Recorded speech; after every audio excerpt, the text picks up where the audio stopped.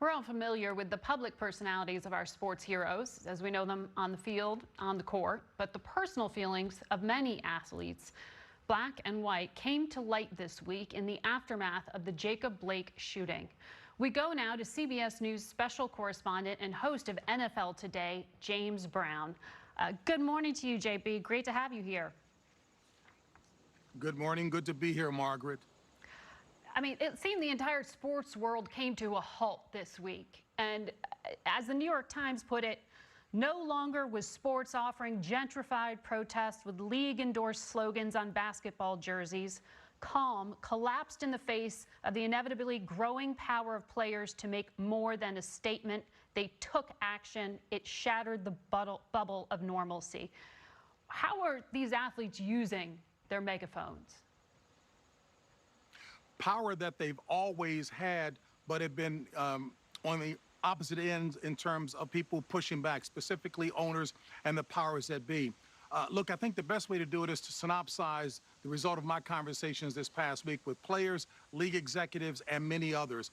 One, the players feel that they're at a crossroads, Margaret, that this is a significant point in history. They don't get the impression that anything significant is being done as they point a finger at leadership in general around the country, that they're not serious about changes. So therefore, the athletes feel the platform that they have is one that they should handle responsibly.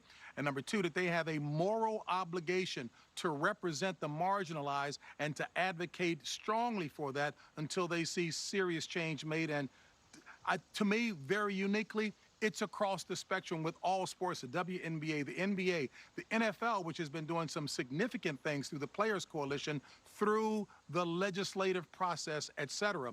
And as well as hockey. Talk about a cultural change. About 30% of the hockey players are American-born, but the rest, they're foreign, but they're on board showing solidarity.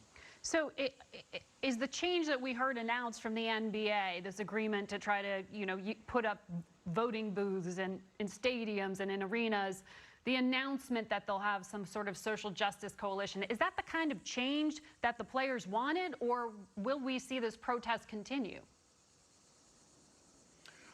The former of what you're saying, and you may still see the latter because they want to see significant change. Look, it's often been articulated, work through the system. That's what the athletes are doing. And they're not just advocating things. These players are doing things. When you look at the likes of LeBron James, when you look at the likes of the young players in the NFL, Patrick Mahomes and others, they are putting their resources and their actions where their articulation has been.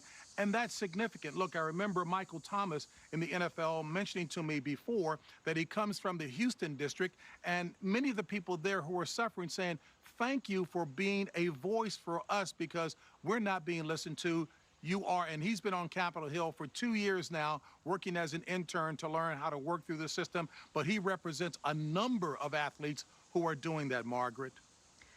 You know, James, from the players you talk to, do they feel like they're being forced into taking a stand here? Or because what you're describing is sort of a passion project among some. But, Charles Barkley this week said, it is exhausting being black, especially when you're a celebrity. He said, I love Tom Brady, but nobody asks him about what's going on in white America. Is this an unfair burden, or is this something the players feel is a passion project? It is reality in terms of what Charles Barkley said. Look, this isn't a black problem only, because the only way, the path forward, and the only solution is for it to be inclusive. There's no way. Look, for 400+ years, African Americans have been trying to articulate, advocate, scream about what the issues are, but have fallen on deaf ears. This is a tectonic shift reminiscent of back during the Civil Rights Movement when the world saw those black women and girls coming from church in their Sunday's finest being beat over the head with billy clubs, fire hoses on them, dogs being released. This is a human problem. So yes, it is inclusive.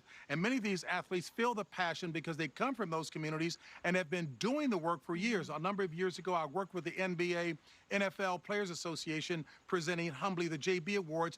Athletes who were working meaningfully to strengthen the fabric of their communities, they've been doing the work, but everybody else needs to get on board now and follow that. And it's for the right reasons, Margaret. A tectonic shift. Thank you very much, JB. Yeah, yes, ma'am. And I want to tell all of our viewers that next Sunday, JB will be hosting a 5-hour special about the courage of Black athletes in the face of injustice. It's called Portraits in Black. It'll be broadcast here on CBS at 1 p.m. Eastern.